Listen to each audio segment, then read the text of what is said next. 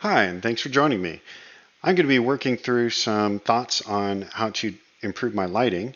It just so happens that I know somebody who recently developed a free add-on to help with lighting, so I thought I'd put the two together and see what happens. Hopefully, I can look back on this in the future and see how bad I was compared to where I've gone, but first I have to record it. And if you want to help me get better or recommend some tutorials to me or anything of that sort, I'd welcome the advice.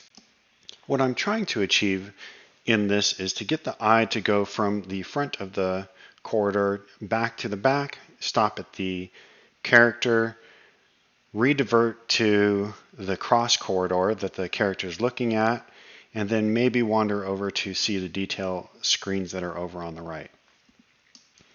I made this scene with an add-on called Spock. There'll be a link to that in the description. One of the first things I need to do is hide all that detail so that I can really just focus on the lighting. The Light Painter add-on is what allows me to draw these annotations and then get a light that specifically covers the annotations that I drew. And those annotations can be from screen space or painted onto the surface of whatever objects. And one of the good reasons to hide all that detail is you don't want it getting confused on the surfaces of all the little objects because it pulls the normals. You want to be able to specify it on a large surface. So hiding these details in Spock, which is done pretty easily, is something that's good. You can see here I'm trying to get the light to come from the corridor for that secondary eye movement objective. And I figure with the scatter and the light coming out of the corridor, it should lead the eye to literally point in that direction, but it should leave some question as to what's over there, what's the character looking at. And hopefully I've achieved that. Now I've got some scatter on here. The volume scatter box does create some issues when it comes to the origins of the lights. So some of these Light Painter lights are immediately perfect when I don't have the scatter. But then once I put the scatter box in there and I can see their origin, then I start questioning, well, this looks a little weird for where it's coming out of, and I have to adjust the light box or the scatter box to contain the scatter where I want it and not see it where I don't. So you'll see me adjust that a few times. Next, I'm working with the colors and positions of the lights, zooming them in and out and playing with the color and seeing how it works for the overall mood and matching it with the emissive lighting that's in there.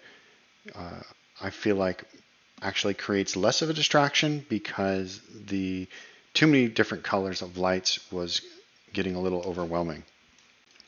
Now I'm trying to get a emissive color to come out of the panels, and I just want it to look like there's something coming up out of the panel that's open. And I tried doing an emissive material for these faces, but it ended up not working very well, and I needed to create a spotlight or a point light, something else. So this is another opportunity I took to try out the Light Painter add-on and see how it created a light spotlight for the character. I did try to create a double light with a brighter beam in the middle shining on the character. I think it helped bring focus to the character and move that focus over to the cross corridor.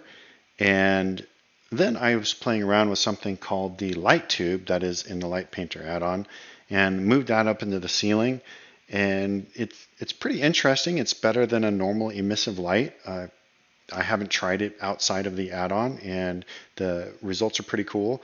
I do think that it added a little too much detail in the scene because of all the reflections and stuff that that extra light provided.